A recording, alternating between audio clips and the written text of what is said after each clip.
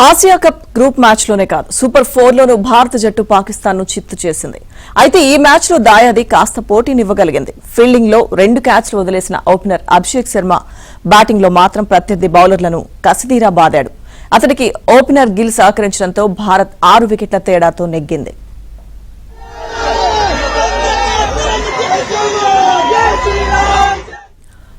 ముందుగా బ్యాటింగ్ దిగిన పాకిస్తాన్ 20 ఓవర్లలో 5 వికెట్లకు 171 పరుగులు చేసింది.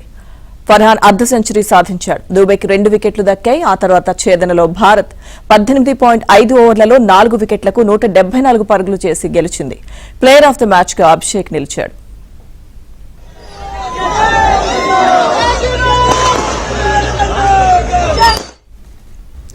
ఆసియా కప్ గ్రూప్ మ్యాచ్ లోనే కాదు సూపర్ 4 లోనూ భారత జట్టు పాకిస్తాన్ ను చిత్తు చేసింది.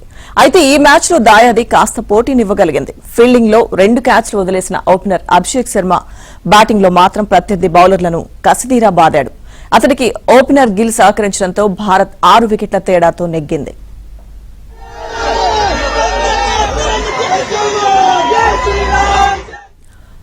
ముందుగా బ్యాటింగ్ దిగిన పాకిస్తాన్ 20 ఓవర్లలో 5 వికెట్లకు 171 పరుగులు చేసింది.